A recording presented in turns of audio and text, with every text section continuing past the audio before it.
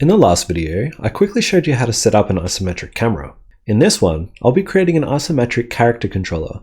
A common problem devs often face using an isometric camera is that standard input moves the character across the isometric plane, which feels awkward. The player expects the character to move up the screen when they press up, so we'll address that also.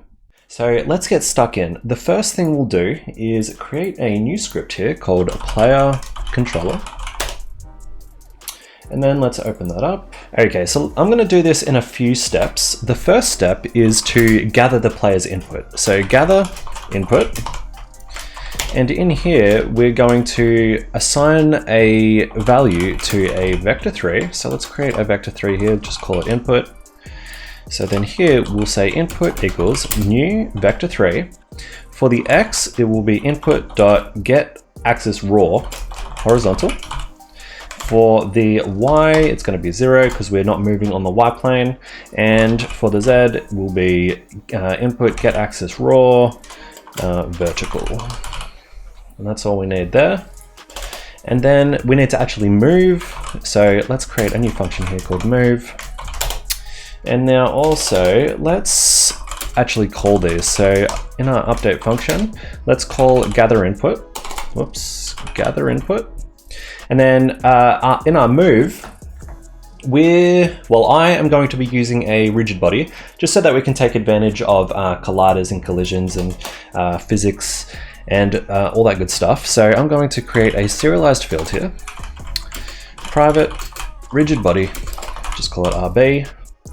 And in here, just to demonstrate, let's just use RB, move position, and we'll take in our current transform position, plus let's say our transform forward position. And then let's serialize another field here so that we can adjust our speed at runtime. Float, this will be called speed. Let's default it to 5. So then we'll times this by speed times time.delta time. And as we're affecting our rigid body here and using physics, let's put this in fixed updates. So we'll just call move right there. Cool. So right now this is being ignored, but let's just test that this in fact does work. So on our player here, and as you can see, I've got some glasses here just to indicate that that's the front of our player. I'm going to attach my player controller. I'll add a rigid body. I'll add a box collider, and we'll never be moving on the Y, so I'm just going to freeze that position, chuck in my rigid body, and this should work. Yeah, cool, and it should collide.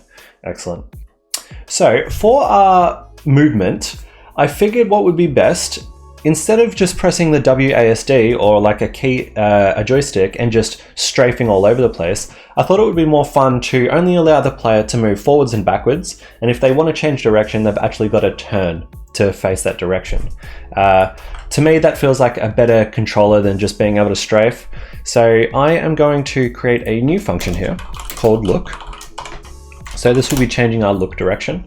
And just before I forget, I'm going to put that straight under gather inputs in our update function. So the first thing we want to do here is find the relative difference between us, where we are now, and where we want to be. So let's find the relative. I'm just going to call it relative, and I'm going to put this in brackets, transform position plus, and we can now put in our input here. So this will be our current transform position plus whichever way we're pressing on the keypad, minus our current transform position, and that will find the relative angle between us. And then we can actually turn that into a rotation. So quaternion look rotation and just send in relative. Actually, we'll also need to send in up. So basically we're saying that's our up direction, and we're wanting Unity to rotate us around that axis. Okay, and now that we've got our rotation, we can say transform rotation equals rot. Cool, so now, of course, we're just going to be moving forward non-stop, but we'll at least be able to change our direction now. So let's see how that works. And yes, we can indeed. But one problem is when I let go of my joystick, you can see that it flips back. And that's because down here, it's as soon as we take off our input, input is going to be 0, so it's going to just flick back to that. So that's not desired. So what we can do is we can say if input does not equals 0, that is the only time we want to actually do that. And just to make sure that works, let's see. Yep, so now we can keep our direction and it all works just fine. Excellent. Okay, so in our movement, we obviously don't want to be just moving forward forever. So what we can do here is we can take this, and I'm going to put that in brackets, transform forward times input.magnitude. So when that's 0, no input, it's just going to be 0 and we're not going to go anywhere. And depending on, we don't actually care which way we're actually pointing our joystick. We just care that a number is being displayed. Okay, so it's just giving us the length of the vector, whatever that may be. Okay, let's try that. Yeah, beautiful. So now it is stopping and starting when we want, but as you can see, sometimes when I'm letting go of my stick, it's like flicking to another direction, and that's because my joystick is snapping over to the other side for 1 second, and our rotation is being set immediately. So that's not really the best. So instead of just setting it directly to this, let's add a little bit of lerp to it. So quaternion rotate towards, and we're going to send in our current rotation, and then the goal rotation is the rot. And now we need max degrees delta, so how fast we would actually like to spin. Private float, and this will be our turn speed, and let's say we want 1 full rotation a second. So then in here we'll go turn speed times time dot delta time. All right, let's try that out. And there you go. Now you can see it's like much smoother now, and when I let go of my stick, I'm not getting any snappy movement. It's just exactly what we want. Now, the main problem in an ICO game, when I'm pressing up, I'm actually going this way. And when I'm pressing left or right, I'm going up that way, right? And we really, when we want to press up, we kind of want to go up this way, don't we? Okay, so it's a little bit tricky to fix this, but it's actually not too much code. So basically, when you're looking at your normal coordinate system, right, you've got like upwards will be y plus 1, and then down will be y minus 1, and then left will be x minus 1, right? And then you've got all the in between. So we can refer to that as a matrix, okay? It's a matrix of values.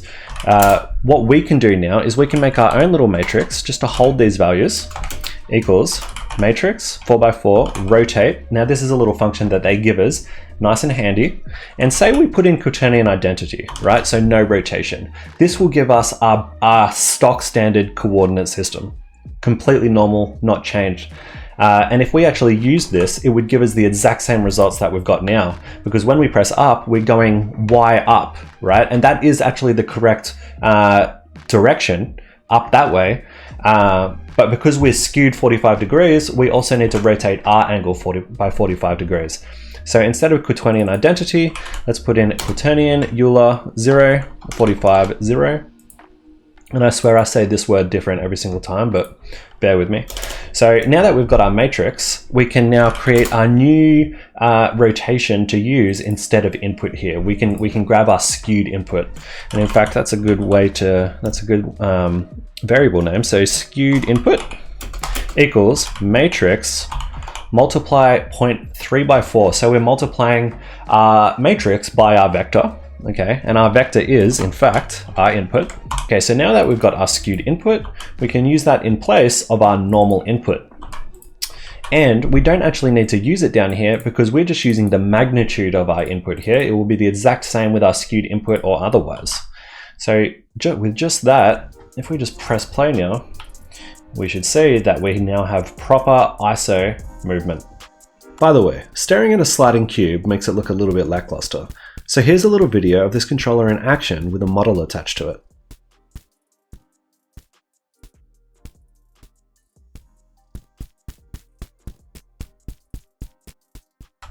Very nice, works beautifully. And if I just hold my joystick a little bit, we'll see that because we're using the magnitude, we can control just how fast our player goes.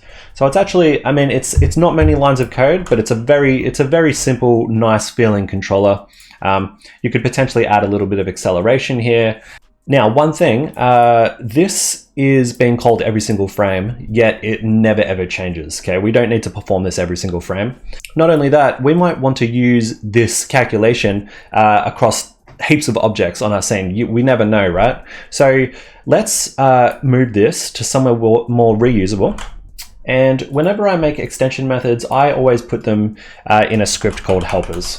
Depending how many I'm going to have, if I've got like a whole bunch that's going to be really specific to something, I'll call that script something specific. But for now, I'm just going to call it helpers. So open it up. Let's remove this. It's going to be a static class, and we won't need a mono behavior. So then here, let's cache this value. So let's plonk that in there. This will be a private static type of matrix 4x4. And let's actually call this our Isometric, like that. And then to actually get the value, let's do public static. This will return a vector3, the skewed vector3, to ISO. And this is an extension method, so I'm going to use this keyword, and it's going to be on a vector3, and that's our input there. Actually, let's call it input, because we don't know that it's going to be a direction. And then we will return Isometric multiply, and then send in our inputs, and there we go. So there's our reusable extension method. So then we don't need this, and we can just say input to ISO. And let's try it out. Should work just the same. And do exactly what this little message that I'm running around says. And in the next episode, I will be creating a simple camera script to follow our play around, perfect for an isometric game. If you've got any other ideas that you want me to cover in this isometric series, let me know. Otherwise, I'll see you in the next video. Bye.